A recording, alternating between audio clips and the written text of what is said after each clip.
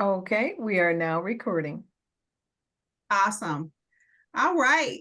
So we're going to talk about the recruitment and hiring process. I was jotting down some notes. Well, first of all, I'm not going to introduce myself because I can't do that bio that Liz sent you any justice. I read that and I was like, is she talking about me?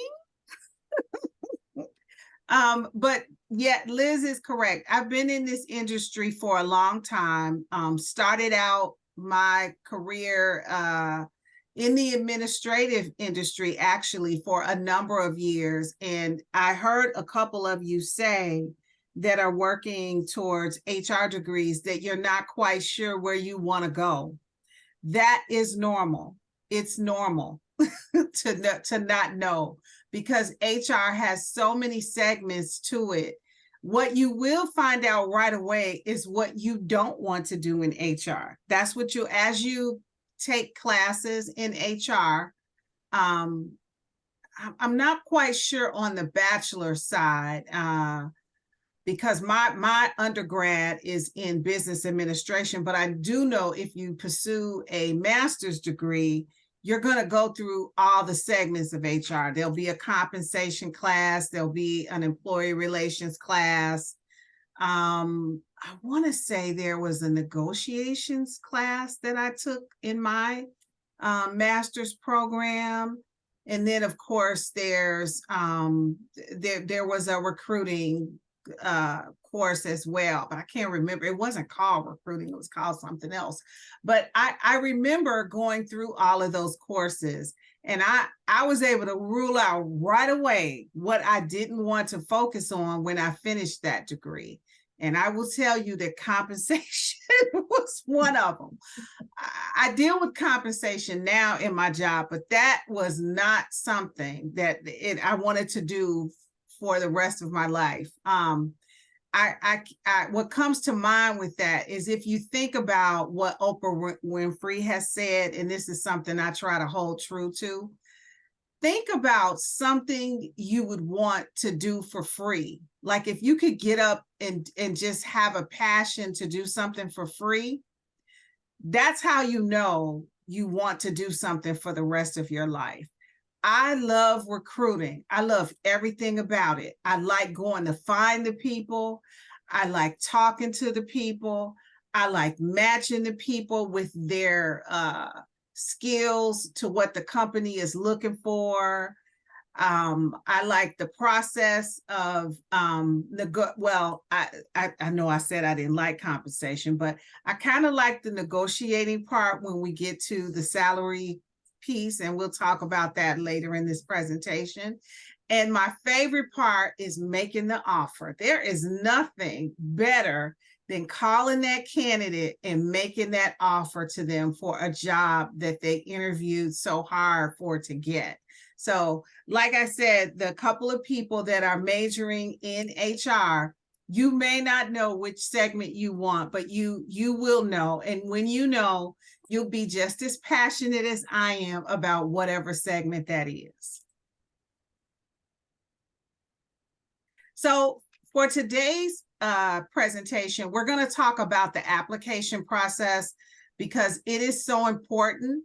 It definitely will set yourself apart from other candidates and how they fill out an application.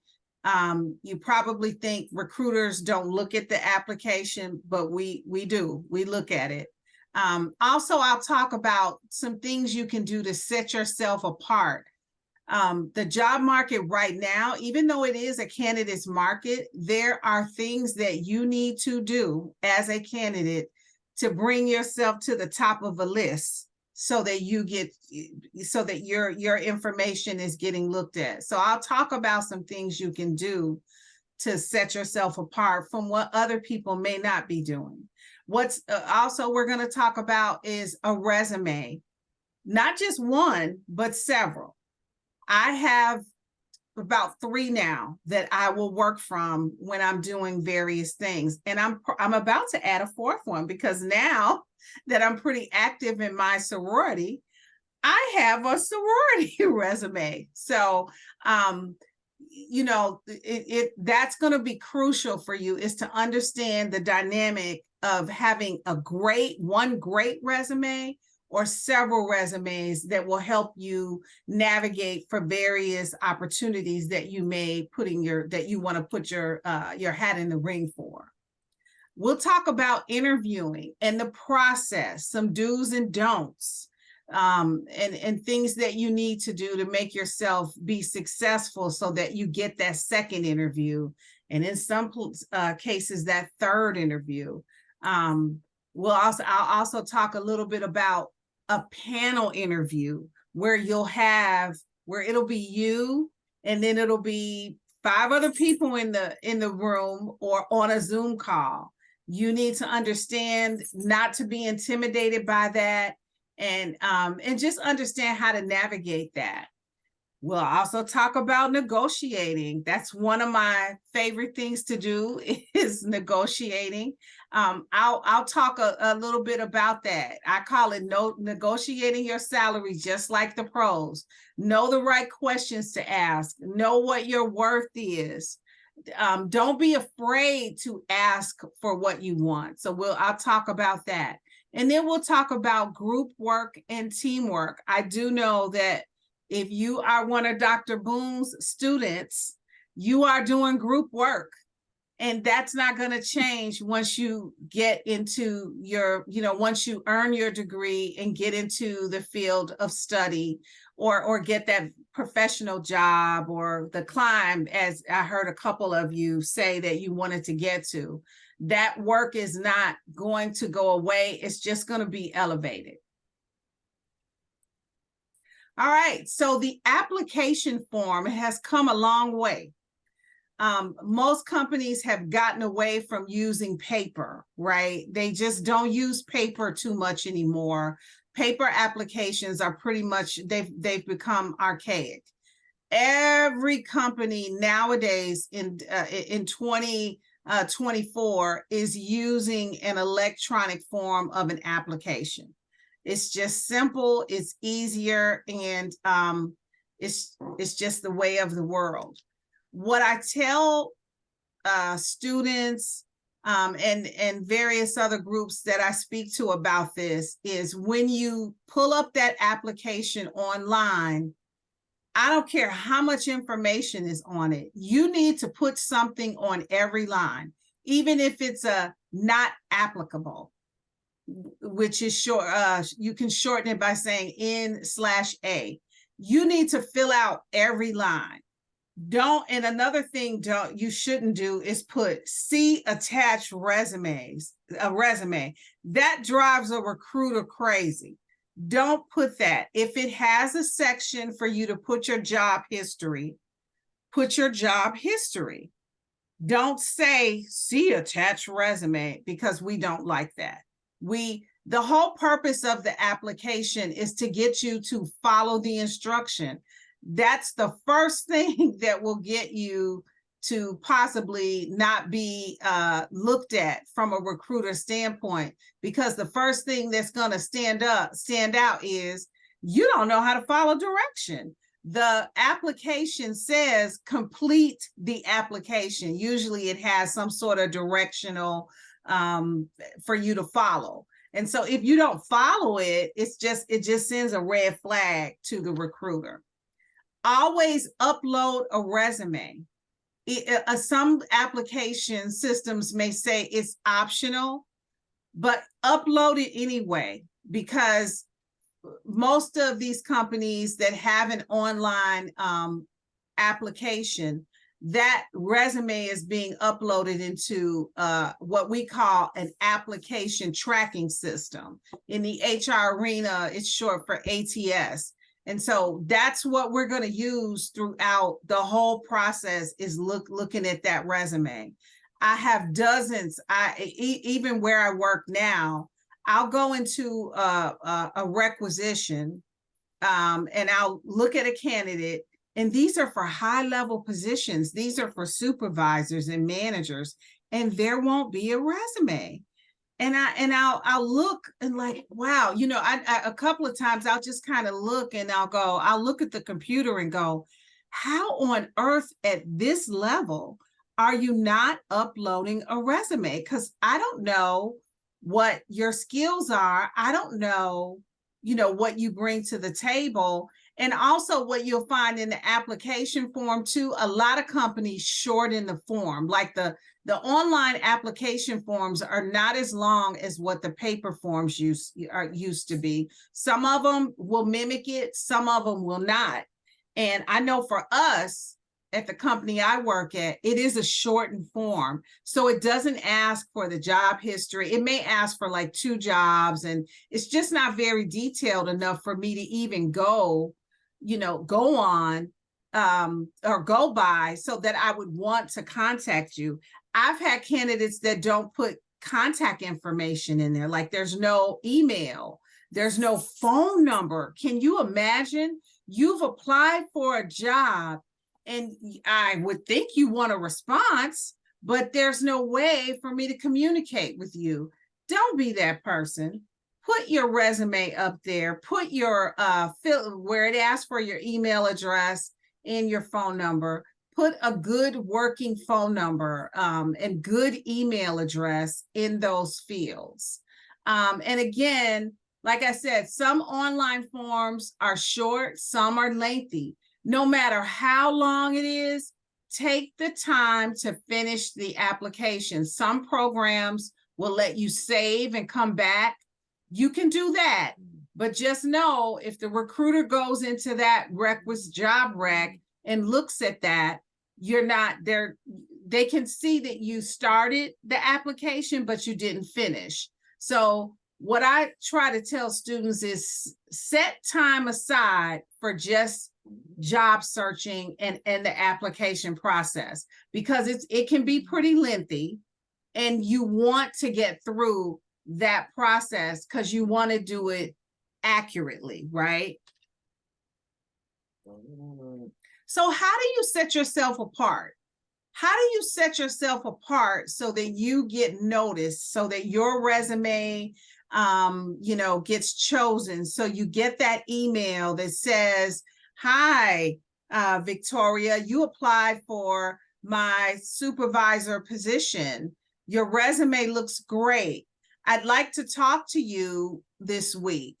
Let me know what your availability is. The reason why you get that notification from a recruiter is because already you did 2 things right. Your resume looks great. You've got the experience I'm looking for, and you filled out the application completely. So that's one way to set yourself apart. Another way to set yourself apart, if you get to a phone screen or interview, know what the company is about. Research that company before you even get to the first phone call, right? I have a lot of candidates that even when they get to me, because I'm just the first line of contact, so they don't really take talking to me very seriously. So sometimes when they get to me, they know nothing about what PCI does. And I'll say, do you know what PCI does? And they'll go, I know you're in the pharma, but I'm not really sure what you do. And so one of the things I tell them is, once we finish this conversation and we determine if you're going to go to the hiring manager or not, I need you to not say it to my hiring manager. I need you to really know what PCI does. So whether if it's the first line interview with the recruiter, you should research the company before any conversations, because if you do that up front beforehand, before you even get to the levels of interviewing that a job involves, you're already there. You've done the work. So make sure you do that. Another thing you want to do is make sure you look at the job description, understand what that job is doing, look at your resume, and compare and contrast, right? Get yourself a notebook and write down and understand, be able to write down and be able to tell the recruiter or the hiring manager where your qualifications fit with what that job is asking for. because that's going to be a question that's going to come up with the hiring manager. Is they're going to ask you, well, how do you feel like you're a fit for this job? Well, if you've done your research and if you've done the compare and contrast of the job description and your resume and that has all your experience on it, you're going to be able to speak to that. And that's important. That's going to set you apart, because if you come to the interview with some canned answers, you're probably not going to make it to the second level of interview. And my goal here is to get you to do things to set yourself apart. You also want to ask questions. At the end of the interview, that hiring manager is going to say, do you have any questions for me? And the one thing you don't want to say is, no, I don't have any questions. No, you want to ask questions. So while the hiring manager was talking and telling you about what he was looking for and how many people are on his team and why he needed this position filled, that is your chance to jot down what questions that maybe have come up in your head, right, that you didn't hear him answer. Ask a question. A great question is, tell me about how long you've been with PCI and what makes it such a great company to work for. Talk to me about your team culture. What does that look like? How does a new person fit in? There's dozens of questions. Now, I just came up with those questions off the top of my head, but because I've been doing this a long time, but you will see that once you get in the thick of interviewing and you're listening, you will come up with your own questions, but feel free to use those. Also, during the interview, you want to always be able to relate your experiences to the hiring manager, to the interviewer. And you should also be able to relate how those experiences are going to relate to this job that you're interviewing for. That is crucial. Sometimes hiring managers may not ask that. A typical question is, well, tell me about the behavioral questions, which you may have heard. But that kind of sounds like, well, tell me about a time when you had to do this and you made a mistake, and how did you recover from that? You want to be able to go back in your history and say, well, you know what, there was a time when I was working as a customer service agent and I made a mistake, and here's how I recovered from that mistake. So whether if it's a negative experience or a positive experience, you want to be able to share that with the interviewer and let him know you're human. None of us are perfect, right? We all make mistakes.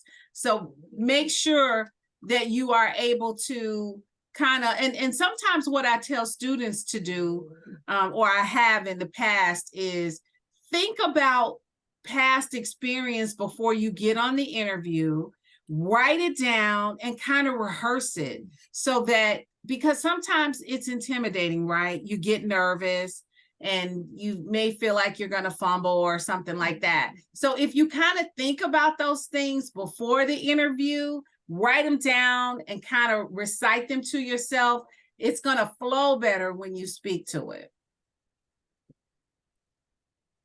So resumes, right? Resumes. One of the things you want to always make sure is you have a good, strong, working resume. You want to make sure that there's no typos on the resume. I say this in here, spell check is your friend, or the editor feature on Word is your friend. I don't even think it says spell check anymore. It says editor. That is your friend, because editor, I think, checks for spell check and grammar, right? So we want to make sure that our sentences in our resume it's grammatically correct. So make sure that after you've written your resume, have a second set of eyes, have someone else look at it for you, because sometimes they may see something that you didn't see. So that's always good, because if I'm telling you, if a hiring manager sees a typo, especially if I missed it and I sent that resume to him, that's the first thing I hear. LaSalle, there's a typo on here. You didn't see that? And I'll go, no, I didn't see it, because he's checking off all the boxes. So I might have let that go. But at any rate, I'm telling you, no typos on your resume. And you want to make sure that you list your experience thoroughly. It should be a complete sentence. It shouldn't be 2 words. Like if you were a cashier, you wouldn't say, as a bullet point, collected money, period. That's not listing the experience. Listing the experience would be collected money from customers as they checked out as they paid for their groceries or something. I'm like really bad ad-libbing here, but you want a complete sentence and thought, not collected money. Like, what is that? It's okay today to have more than 1 page to a resume, only if your experience warrants it. If you've got 20 to 25 years of experience, yeah, I think I want to see a 2 to 3 page resume, because I would want to see, what have you been doing, for the past 20 years that is relatable to the job that you've applied for. And then sometimes with a lot of times, people have been at the same company for a number of years and they've had different positions. I want to see that progression, right? I want to see that, because that lets me know that you're promotable. And that's important to a hiring manager. So again, having a multiple page resume is a great thing if the experience warrants it. Now, if you've got 5 years of experience and your resume is 3 page long, why? Like, why? I'm going to look at that and I'm going to go, something's not adding up here. So, but I can remember like 50 years ago, it was kind of taboo to have more than 1 page resume. But today, in today's society, it is okay. But again, if your experience warrants it. It's okay to have more than 1 type of resume. As I was telling you, I have a teaching resume, I have my HR resume, and I'm about to have a sorority resume. So it's okay to have 1 type of resume, because each type is going to showcase your different experiences, or it may showcase how some of those experiences may be what we call in the field transferable. Sometimes your skills in one arena are transferable skills to another arena. That is what helped me get into the teaching arena, because my HR skills were transferable. I was a college recruiter for many years. Those skills were transferable and helped me get into the teaching arena. So that's very important for you to understand that. Also, too, what you want to do is when you're creating your resume, you want to make sure you have a good font size. A good font size, especially for someone with glasses and, as I'll call myself, seasoned. I really don't like looking at resumes with an 8-point font. Like, that is just, I'm like, I'm holding the paper like so close and I can barely read it, or I'm way up on the screen trying to really look at it. Like, don't do that. Just make a good font size is anywhere between 11 and 12 font. So anything bigger than that, usually, and I can remember this back in my early college days, where an instructor would say, do not write your papers bigger than a size 14 font, because if you do, I'll know you're just trying to fill up the paper with words. So I'm going to tell you the same thing. Let's keep the font size to 11 or 12 font, because anything bigger than that is going to make a recruiter think that you're just trying to fill up the page with space with words. So let's keep it to a really good font size. Plus, you want the person reading it to just be able to look at it and the words just dance from the page about your experience, right? That's what you want. Always make sure that as you are going about your career and going from position to position, that you always keep an updated resume that has your most recent job experience on it. Since I've been in the position that I've been in, well, I've been with PCI for almost 2 years and I've been promoted twice. Both times I didn't have my resume updated. And my boss was like, can you send me a resume? And I wanted to say, well, you know what I do. What I do, I work for you. And she said, no, I need a resume. I need you to update your resume. And I'm just going to tell you, I'm usually really good at keeping my resume updated because I'm always excited when I do something new, that I'm usually the first person to go add that new experience. But when I got this job, I was just so, we were just moving at the speed of light that I kept saying, LaSalle, you need to update your resume. And I never did it until I was forced to, because positions were coming up that my boss wanted me to put my hat in the ring for. So I'm telling you, don't be like LaSalle. Keep your resume updated with your most recent job experience. So now we're at the part where you've been called for an interview. What does that look like, right? It's either going to be an on-site interview, or in today's world, it's going to be a virtual interview.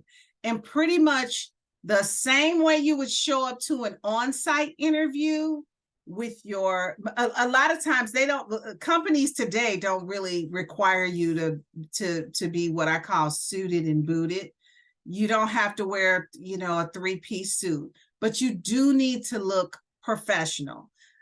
That can, and a lot of companies are just like business casual. So what does business casual look like? It could be, for women, it could be a blouse and pants. You don't have to wear a jacket. Or it could be a skirt and blouse.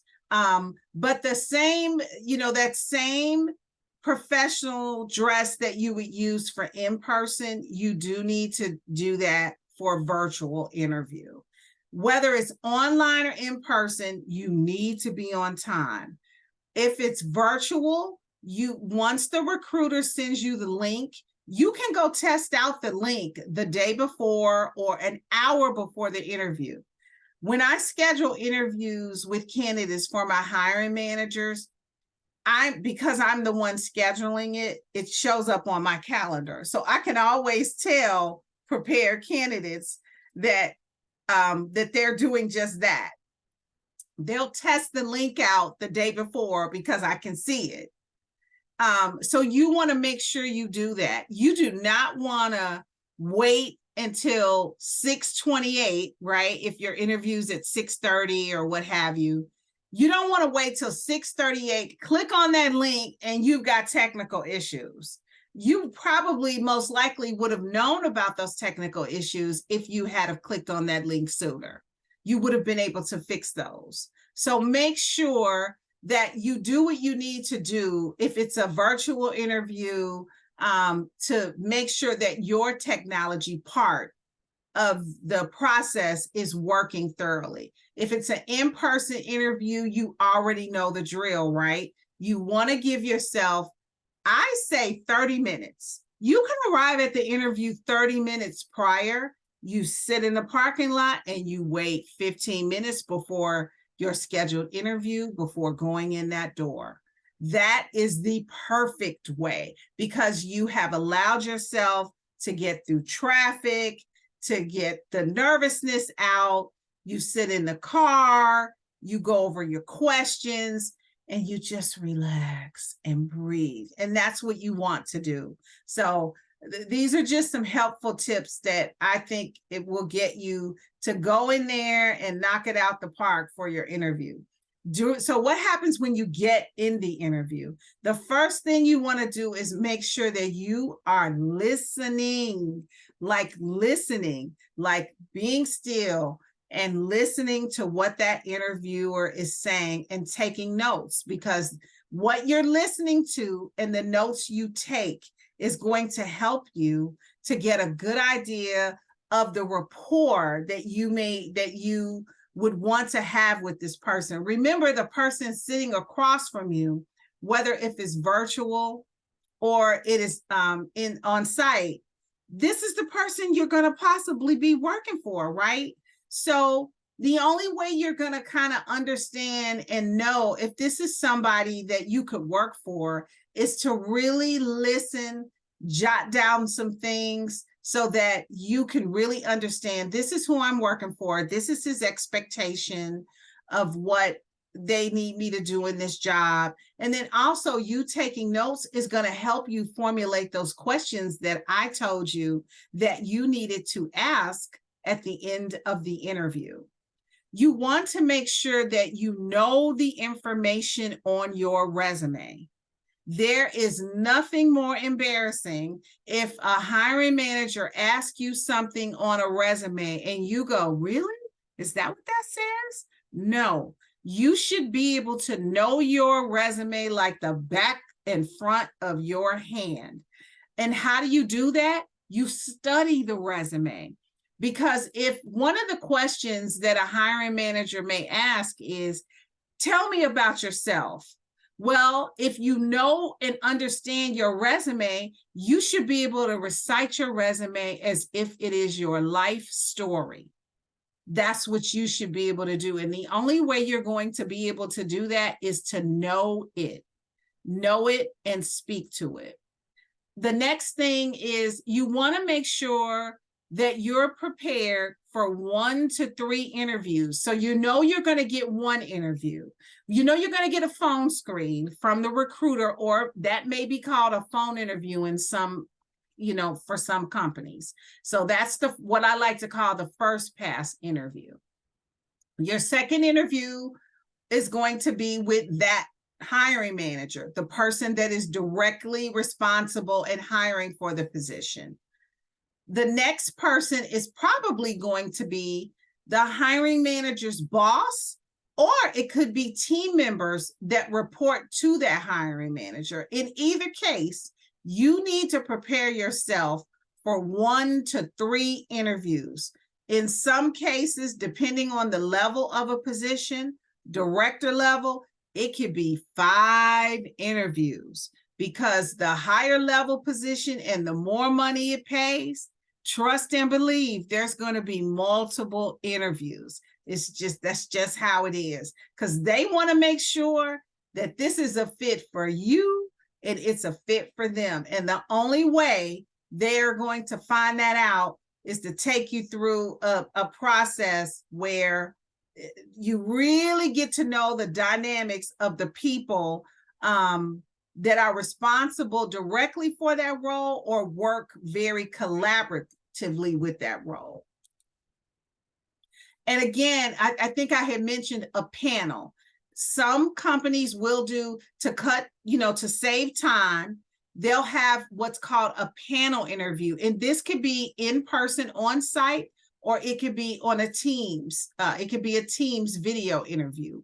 Well, they'll have maybe 4 people on the interview along with you. I always, when I used to do this when I was teaching, when we would talk about interviews, I used to tell students all the time, don't be intimidated by the number of people, because at the end of the day, what? Only one person can ask you one question, one at a time. That's the only way that's going to work.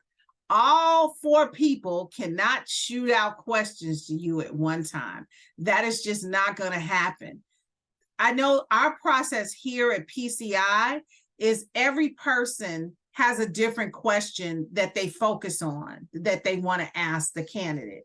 And that's typically how those panel interviews go, how they go. Nobody's going to ask you the same question, because they would have already gotten the notes from the hiring manager. Hey, this is what I focused on. Here's what I know about Maya. So you guys figure out what you want to ask, you know the role. And so that's typically what happens is one of the four people has a segment that they're going to ask a question on.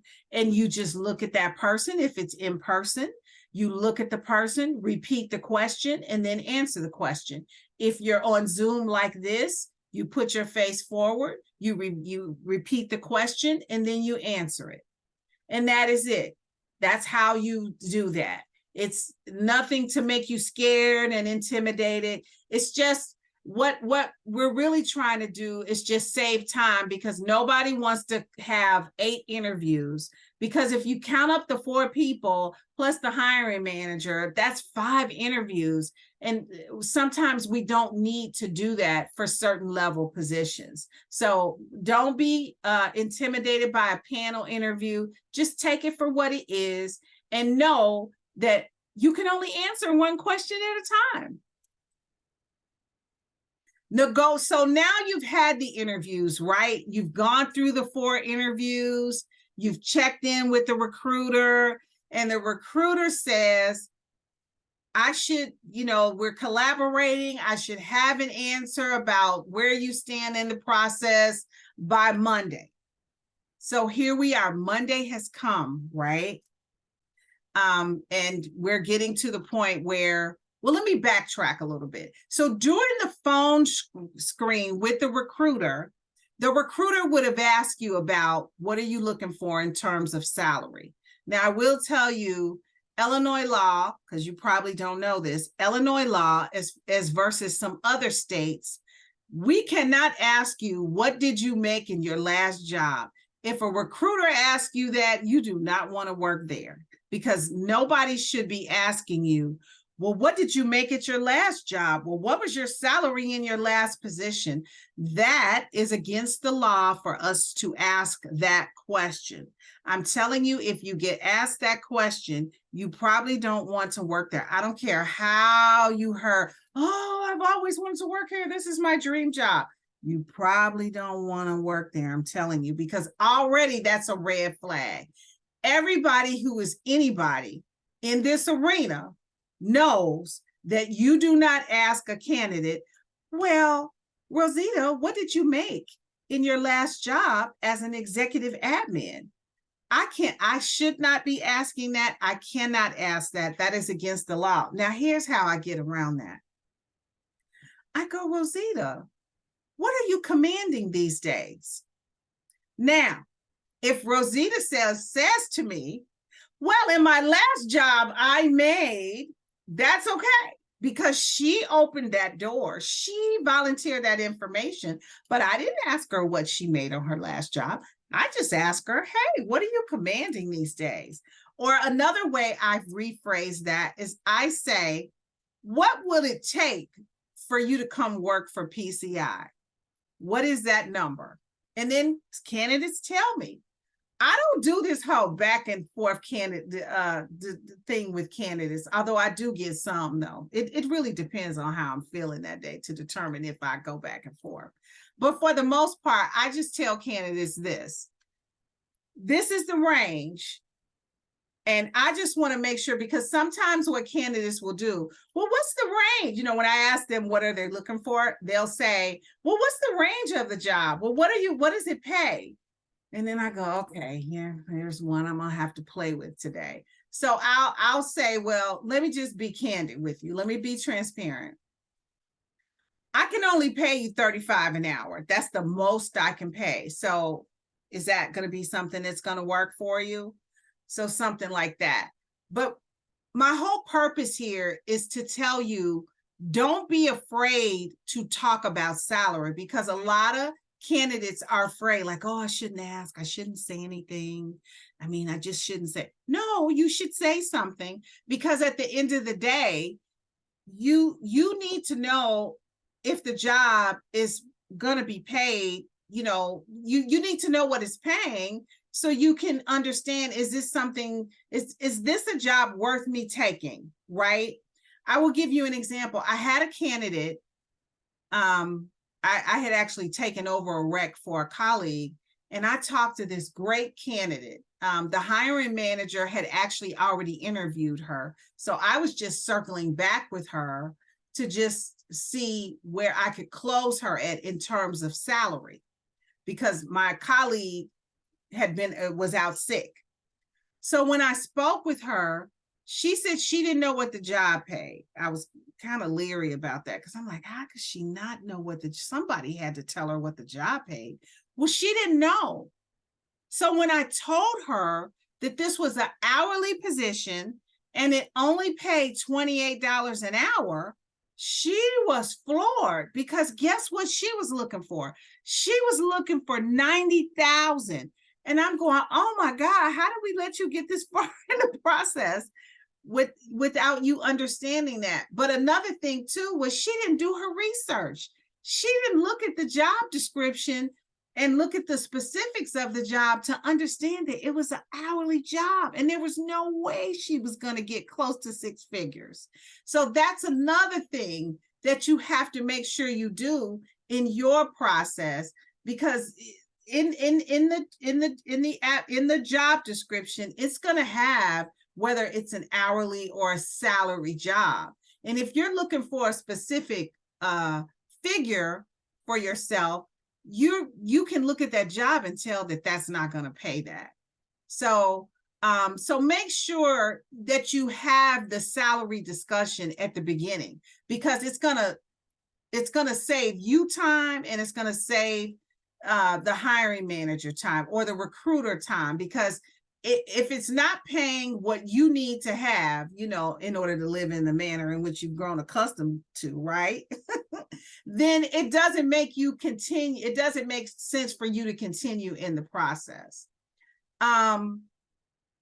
If they ask you what your salary requirements are, say it. It's okay. It's okay. People feel like, well, if I say that I want 50 and the job is only paying 30. Let's try again. My work phone is talking to me for some reason.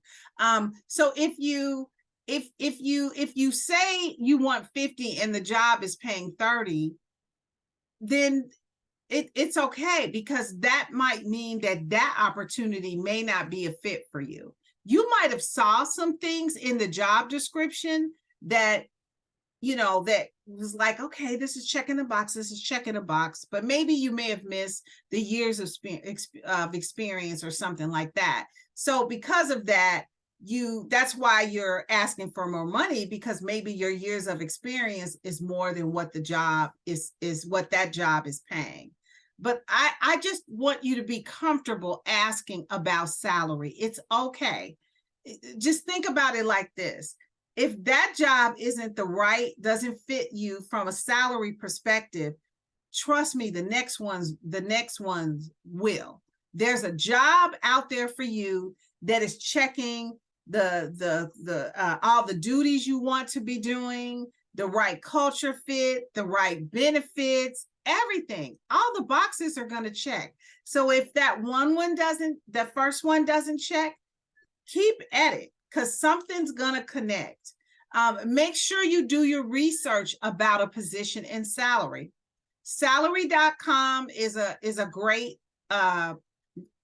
avenue for you to look it up. It'll give you a ballpark figure. But let me tell you this, the way salaries work, they work by geographical location. So what the pay is in Philly and what the pay is in Illinois is two different markets. So typically, I will tell you this, Illinois jobs pay more than Philly jobs. The cost of living in Philly is a little less here in Chicago. In the Chicagoland area. So just keep in mind that positions are market priced by geographical location. Even in the Chicagoland area, jobs are going to pay different in Chicago than in the suburbs. Keep that in mind. Again, salary.com, Glassdoor is another avenue where you can go and kind of get a ballpark figure that will help you to be able to market and negotiate for yourself. And also, you've got a great instructor in Dr. Boone. If you need a question answered, she'll be more than happy to answer you. I saw her shaking her head. And again, you can ask the recruiter, you can play the little negotiation game with the recruiter and say, hey, what's the salary range of the position? What's the hiring range? While we don't like to give that, we will do it. But some people are afraid to ask.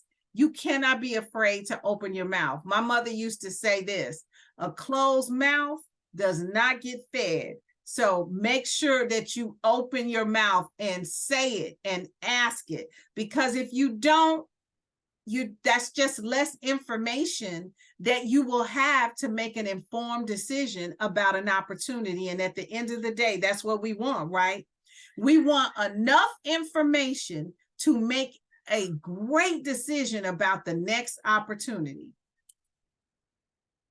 Teamwork and group work. I told you that this is not going to go away. You're doing teamwork probably now. Like I said, if I know Dr. Boone, you are doing some group work.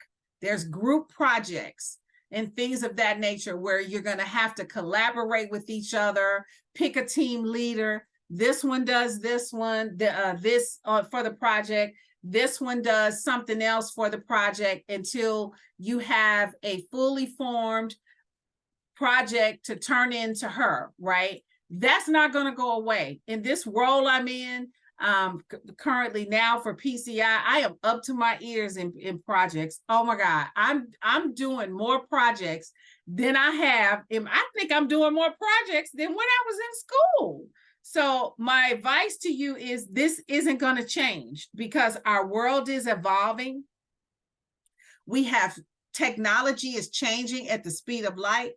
I heard Dr. Boone talk about AI.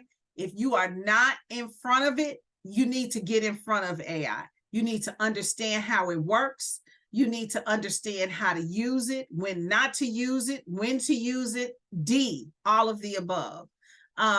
Like I said, this working collaboratively is not going to change. It's just not. It's just going to get bigger. And you have to be comfortable with it. You have to be able to bring something to the table because that's what organizations are looking at. They're looking at who is the best team member, who is shining. That's what's going to get you promoted. That's what's going to get you to the next level is knowing and understanding how to work in teams. When projects come up, sign up, raise your hand. Don't be that person that, that does, let me see, if I do this, they won't pick me. No one's going to pick you. You need to stand up. There's probably going to be some times where the boss will say, hey, Victoria, I'd like you, when I was talking to you, you seem to have an interest in this. I'd like to see you take the lead on this or something like that. So make sure that if you're asked to do something, try to take a stab at it and take, and do the best you can at it. Remember, if it's something out of your comfort zone, it's okay. Somebody's going to be there to help guide and coach you, right? Nobody's going to, leave you out to dry. Nobody's going to do that because at the end of the day, everybody needs to be successful when working on items like this. You want to make sure that, when you're in this type of environment in a team, you want to make sure that you're a very good listener and you understand the dynamic of listening. So that you are able to take what you heard and put it into the project so that the project, turns out well. As you know, it's teamwork makes the dream work. There's no I in team. If somebody fails to do something on the team that doesn't make it come to fruition, the whole team has failed, not just that one person. So make sure that you understand all eyes are on the team, not all eyes on you. All eyes are on the team. So make sure that, you understand that. Another thing too that you want to do is, since I know that a lot of your collegiate life has been, working collaboratively. These are experiences that you can talk about in an interview. You can definitely talk about these things. These are things that hiring managers want to hear. They want to hear about a project that you worked on, and your part in the project, and what you did, and how it may have helped, or something like that. Or maybe in one of your jobs you were involved in a project, and it was something that was going to help the organization. All of these things, this is what the hiring manager wants to hear. They want to hear these type of things. And like I said at the beginning of this slide, this isn't going to go away. Your life is going to become working collaboratively. All right, so that's going to conclude my presentation. I so enjoyed speaking to you all. This is a topic near and dear to my heart. So I guess, if it's okay, Dr. Boone, can we open it up for questions?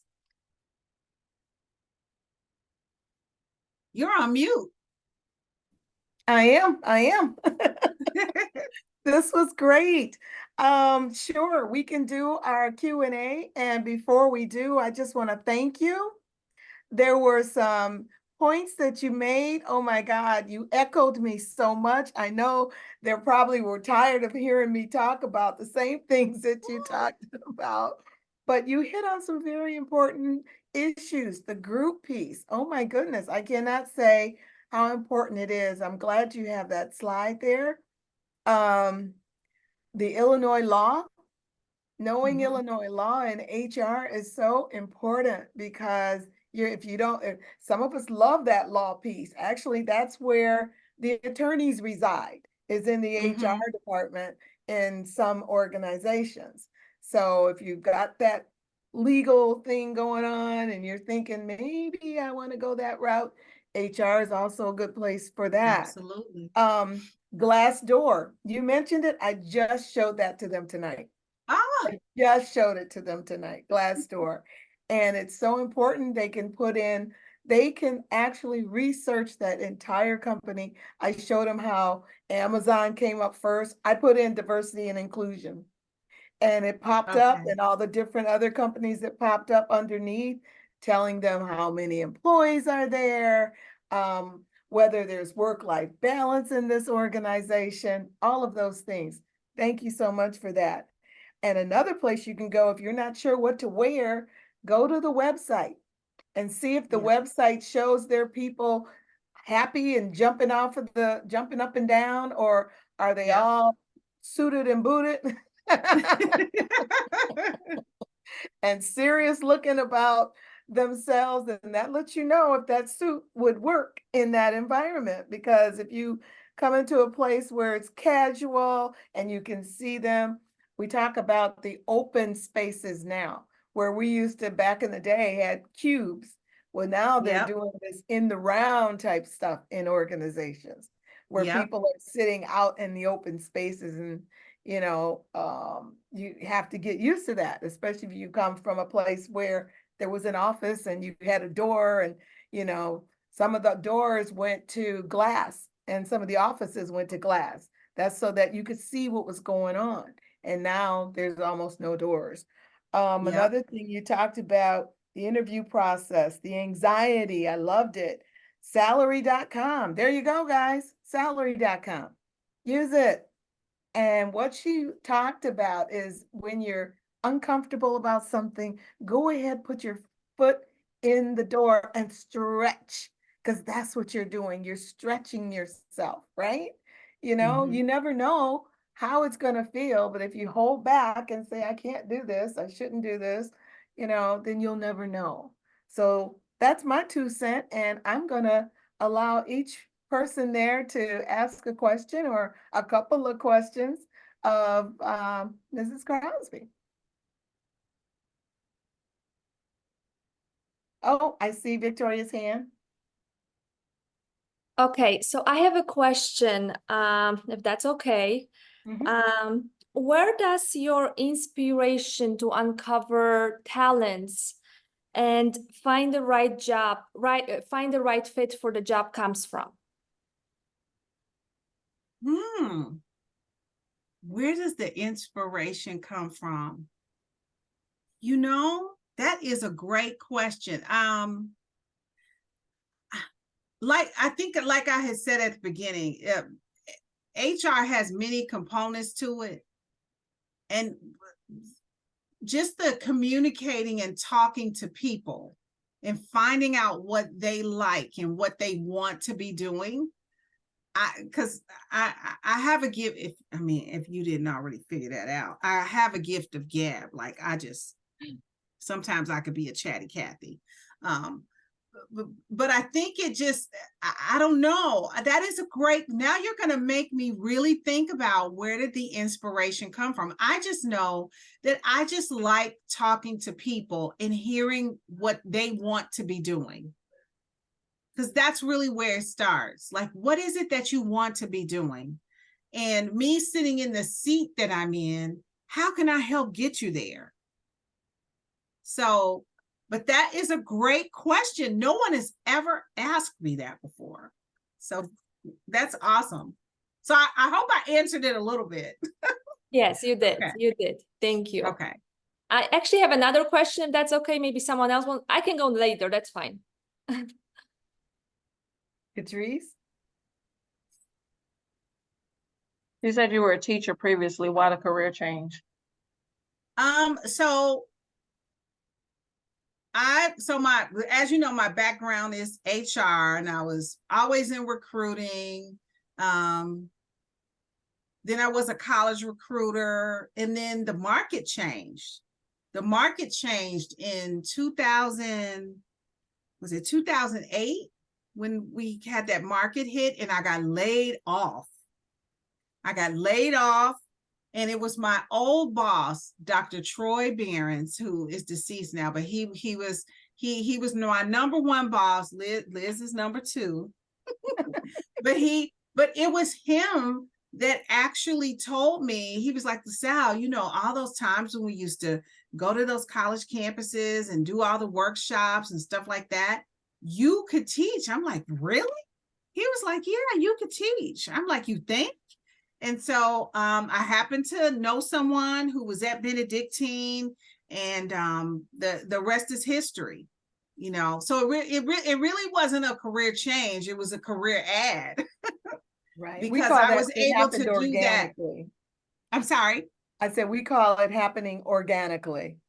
Yes, that's exactly what happened. So not quite a change, but you know, it was an ad, because during a lot of those years, I was able to, you know, as the market picked up, I was able to go back to HR and still teach, because teaching was always part-time. But So did I answer that? HR. I was looking for that HR experience that you brought. Yes, because in the and I think it still worked this way. Correct me if I'm wrong, Liz. Usually the way you're qualified to teach is based on your experience. They look at your experience, and then they and your academia, right? And then you're qualified to teach based on that for various subjects. Is that right? It is, and we call it discipline. So what, you know, someone would say, what's your discipline? And it would be human resources. Yep. Mm-hmm. Okay. So mine is like business, and I teach org behavior, org management, corporate communications, all those courses in the business department at Roosevelt. Okay.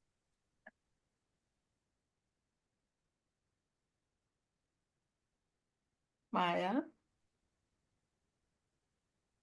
One question I had was something that you like didn't expect about HR that you found true when you started in that field. Something that I didn't expect. So when I started in HR, oh my gosh, let me see if I can like remember my first HR job. My first HR job was at Ticketmaster. Can you believe that?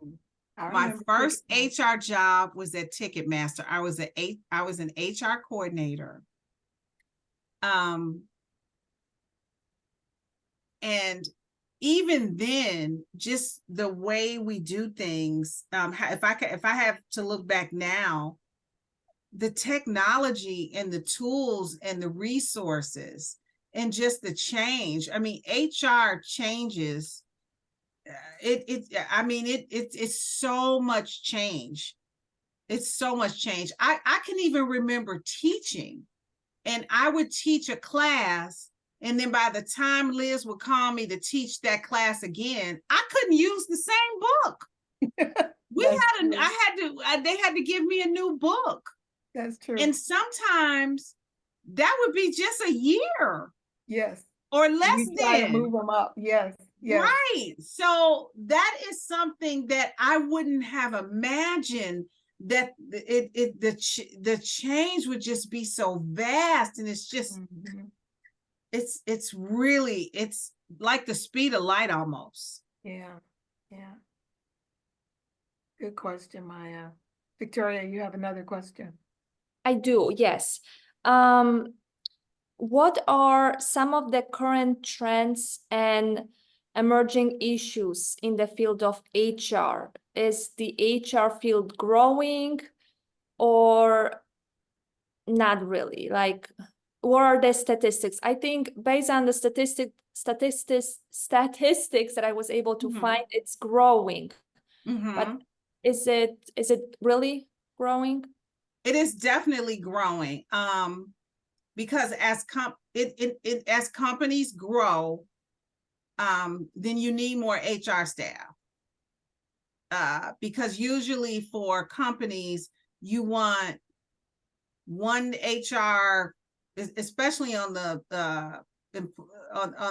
generalist side, you want one HR for every 200 people. So if your company is growing, then you're going to need more HR staff. It is definitely growing. We're about to hire an HRIS person, because we have like a Workday ops team. We use a system called Workday. You all have probably never heard of that. And that's all they do, is just handle issues within that system.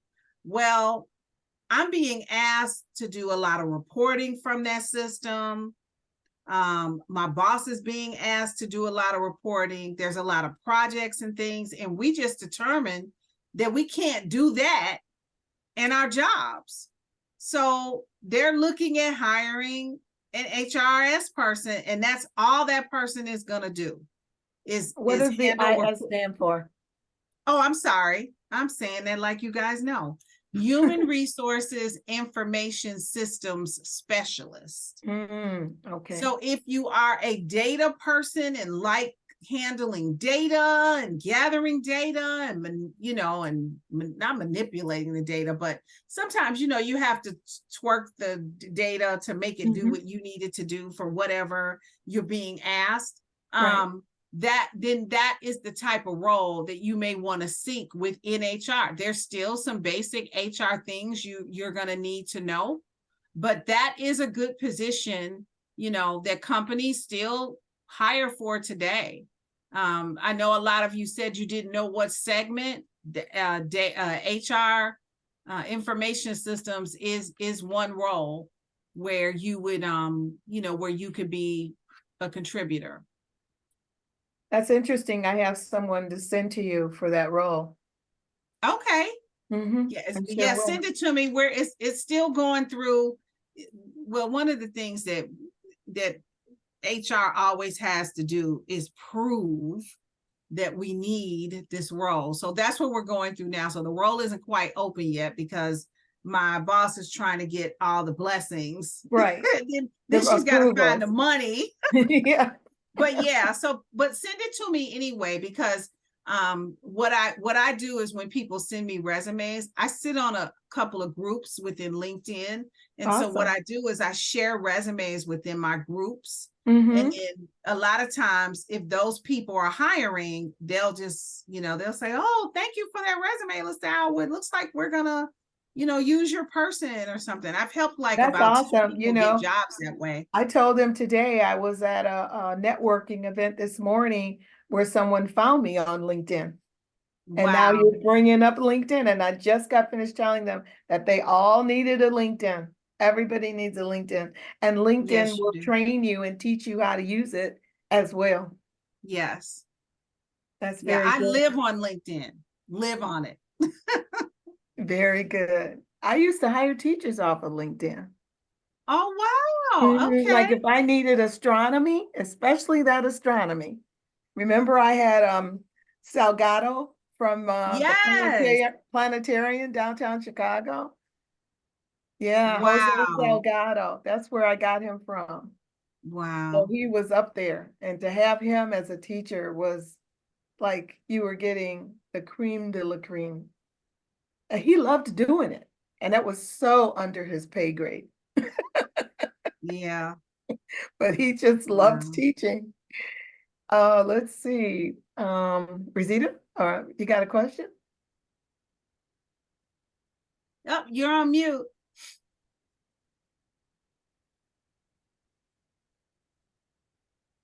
You're still on mute. Better. Okay, now Yes. I'm okay. I Okay. don't have a question, but what I will say, what I really liked, even in the areas in which I'm in, I like the fact that having different resumes for different things is a good thing to have. Mhm. Even just as a role or a sales pitch for what I want to do, to Mhm. have that Mm-hmm. already written, already prepared, and handing that to someone and saying, see, this is what I do, this is what I've done, and I can benefit your organization because I offer this, rather than sitting there trying to think about it at that time, to have it already prepared and be able to pull out the one that I need, I thought was really interesting. So thank you. Awesome. Marilla. No problem. No problem. I will tell you this. When I was teaching for another school, and I taught, I think it was HR management. So it was like the first HR class. Mhm. And I remember I would have students that go, well, I'm a computer science major. I don't know why I have to take this class. This has nothing to do with what I'm majoring in.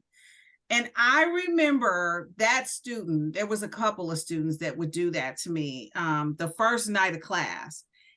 I remember by the end of the class, those were the students that would come up to me and, oh my God, I didn't know that this class was going to be like this. I learned so much, because I will tell you this, it doesn't matter what your major is. It doesn't matter. There are components to HR that you need to know. There's performance management. Right. I don't care if you're working a job, you need to know, compensation. You need to know how they're paying you, right?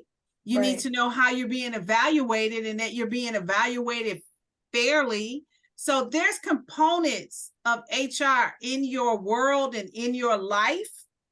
It doesn't matter what you're studying. You still need to understand the dynamics of HR, because it's there.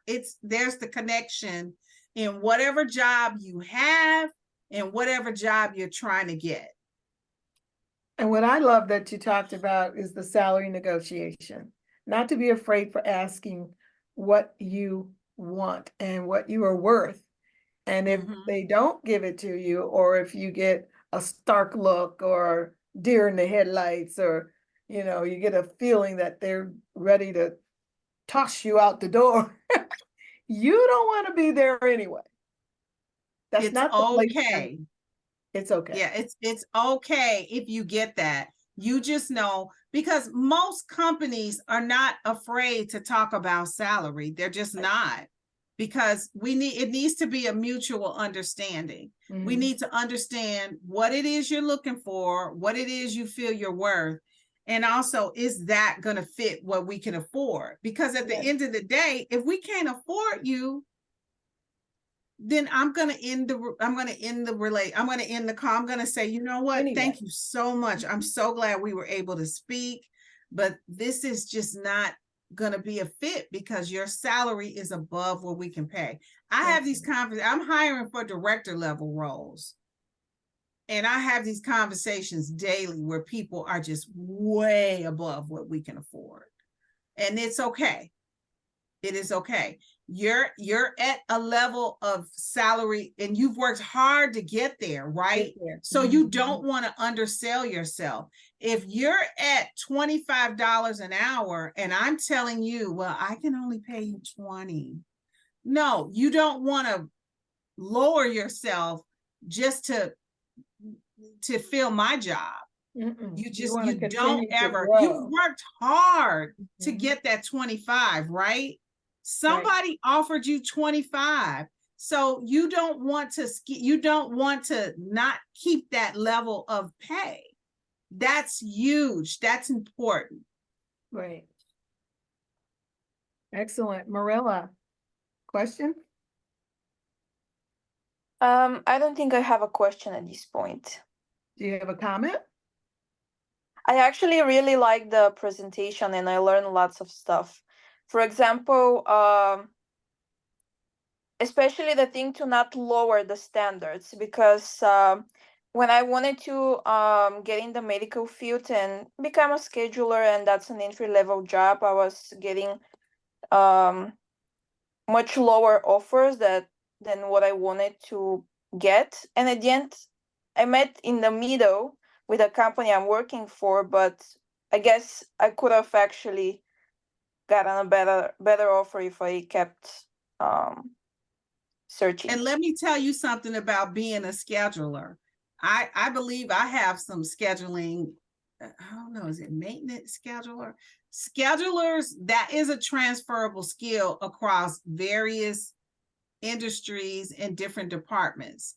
There's manufacturing schedule, there's a maintenance scheduler, that skill is a highly transferable skill.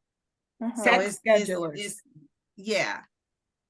So that's so as you're looking, look at some other departments, of different industries. Look on the manufacturing side, look and look at the pay for that too. Go on salary.com. Just kind of do some research and take notes so that you can really see what's out there. Yeah, that's a good idea. Thank you. Sure. Okay. Are we all comfortable at this point? Got all your questions out and feel good about what you learned?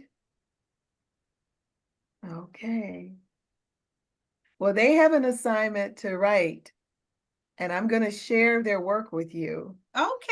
After, because I think it's important that you can read what they've written. And so I'm going to go over with them. Well, the requirements, you guys, are the same as the Enron. So I'll use the same rubric that we use for the Enron paper. I've given you major notes on the last paper, so you know what I'm looking for to get full credit. Now, this time you will be actually, I will base it on your having done the first one, consider that a draft. Now this one, you're going to be looked at as far as following those steps.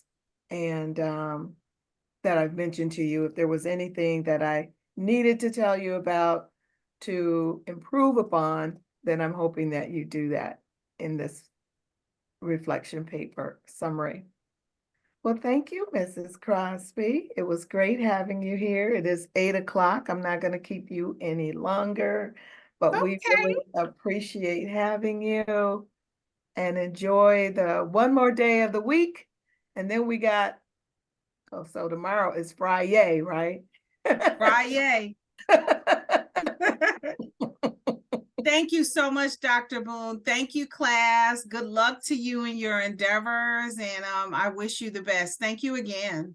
Oh, you're welcome, and we'll be talking soon. I'll contact Sounds you. good. All right. Okay, Bye-bye. Good bye for night. now. Thank you very much. You're welcome.